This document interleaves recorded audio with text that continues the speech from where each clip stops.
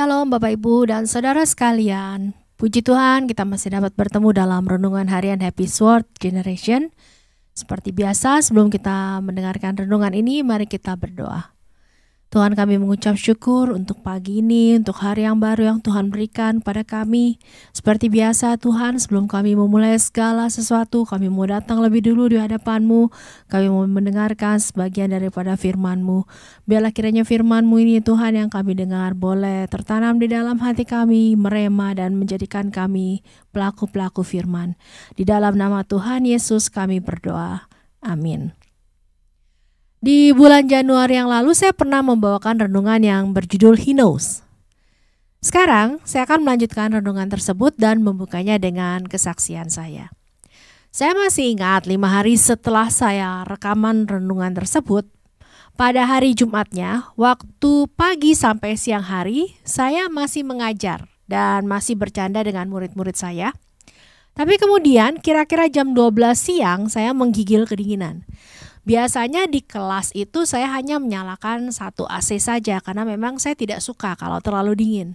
Jadi saya matikan AC, kemudian saya hanya membuka jendela saja. Tapi saat itu saya masih tetap kedinginan sampai akhirnya saya mengambil jaket, terus saya tutup semua jendela, baru kemudian saya keringetan dan tidak terlalu menggigil lagi. Nah, hari Sabtu dan Minggu saya benar-benar tidak bisa bangun.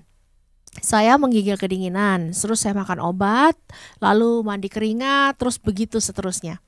Saat itu saya belum bisa pergi ke dokter karena saya juga merasa pusing saat bangun. Nah, singkat cerita, ternyata saya didiagnosa kena tipes. Saya sudah beberapa kali kena tipes, tapi kali ini yang paling parah. Saya masih ingat, kita balik ke tahun 2013 saat saya masih kuliah di semester 5. Saat itu saya juga sakit, saya kena hepatitis A. Saat itu saya selain kuliah, saya juga masih mengajar di salah satu instansi pendidikan Kristen terbesar di Indonesia. Nah, waktu itu Tuhan sudah menolong saya sehingga saya hanya terkena hepatitis A. Karena kalau sampai saya terkena hepatitis B atau C, langsung kontrak kerja saya putus. Saya membandingkan keadaan saya pada saat saya kena hepatitis A dan sekarang. Walaupun saya kena tipes, hati saya tetap merasa tenang, saya damai, saya tidak khawatir apapun juga. Saat saya sakit tipes itu, roh dan hati saya bisa terus menyanyi menyembah Tuhan. Dan juga ada ayat-ayat firman Tuhan yang merema di dalam pikiran saya, keluar begitu ya, banyak sekali timbul terus menerus seperti itu. Ayat-ayat itu semakin menguatkan saya, membuat saya tetap bersyukur atas keadaan saya yang Tuhan izinkan terjadi. Saya bisa menikmati penyakit itu bersama Tuhan sehingga tidak terasa berat. Tapi pada waktu saya sakit hepatitis A itu, saat itu keadaan saya jauh berbeda, terutama iman saya. Dan saya masih ingat sampai sekarang, sebuah pengalaman yang bagi saya cukup mengerikan. Saat itu saya sedang tidur-tiduran, sementara anak-anak saya sedang mengobrol di kamar. Waktu itu kami cuma punya satu kamar saja, ya, jadi satu kamar rame-rame. Tiba-tiba saya tidak bisa mendengar suara anak-anak saya ngobrol, padahal mereka bertiga itu waktu itu ada di dekat saya. Dan saya berada dalam sebuah peti yang tertutup. Tanpa diberitahu pun saya tahu kalau itu adalah sebuah peti mati yang tertutup. Dan saya saat itu masih hidup. Saya masih ingat bagaimana saya berusaha menggedor-gedor. Sambil menangis dengan putus asa, berusaha memberitahu kalau saya masih hidup di dalam peti mati itu. Mungkin saja peristiwa itu tidak berlangsung lama, tapi buat saya saat itu sangat lama. Saya tidak akan pernah lupa bagaimana putus asa dan takutnya saya pada saat itu. Kemudian tiba-tiba saya bisa mendengar kembali suara anak-anak saya. Saya terduduk, saya melihat anak-anak saya masih ngobrol seperti tadi, dan pengalaman itu sangat menakutkan. Rupanya waktu itu Tuhan sudah memperingatkan saya karena tidak ada waktu yang saya berikan buat Tuhan.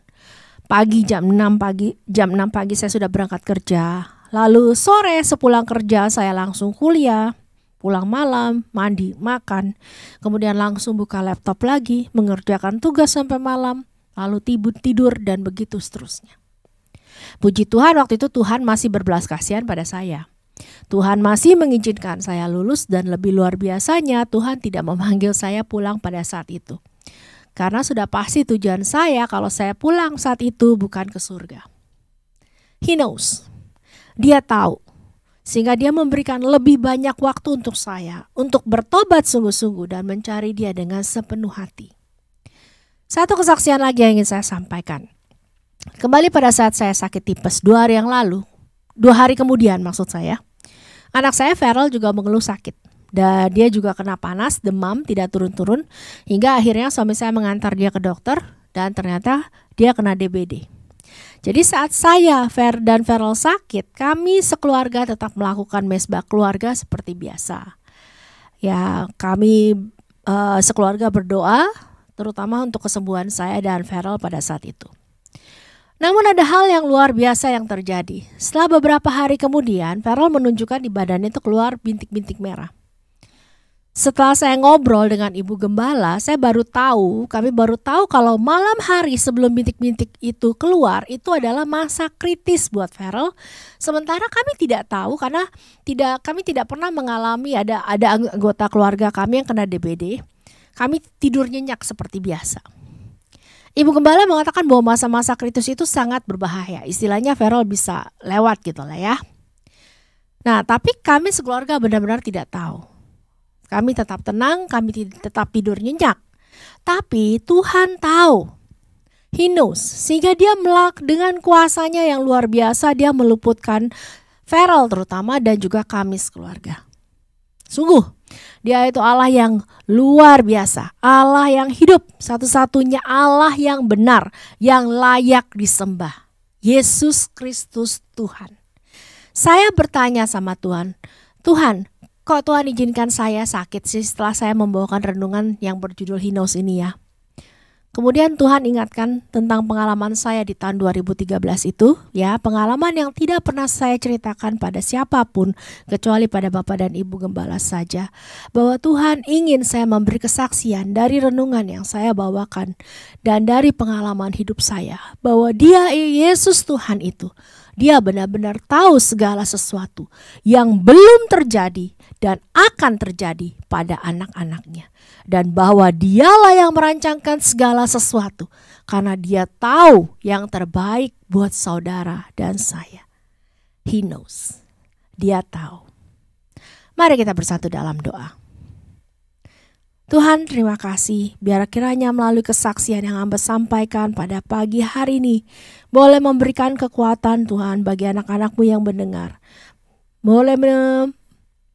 Bahwa Engkau tahu segala sesuatu. Tidak ada yang tersembunyi di hadapan-Mu Tuhan. Engkau tahu apa yang akan terjadi bahkan yang belum terjadi sekalipun. Hari depan ada di dalam tangan-Mu. Masa depan ada di dalam tangan Tuhan. Oleh sebab itu ajar kami Tuhan untuk mempercayakan seluruh kehidupan kami sungguh-sungguh hanya kepadamu saja. Engkau Allah yang hidup, yang berkuasa, Allah yang dahsyat. Terima kasih untuk renungan pada pagi hari ini Tuhan Yesus. Kami serahkan seluruh kehidupan kami sepanjang hari ini hanya ke dalam tangan-Mu. Amin. Mazmur 62 ayat 1. Hanya dekat Allah saja aku tenang. Daripadanya lah keselamatanku. Dan Mazmur 116 ayat 7 mengatakan, kembalilah tenang hai jiwaku, sebab Tuhan telah berbuat baik kepadamu. Bersama Allah yang begitu luar biasa, yang tahu segala sesuatu yang belum dan akan terjadi, apalagi yang perlu kita khawatirkan. Kita hanya tinggal tenang dan membiarkan Dia yang selalu memelihara kita melakukan bagiannya, because He knows. Karena Dia tahu. Sampai bertemu dalam renungan berikutnya. Tuhan Yesus memberkati.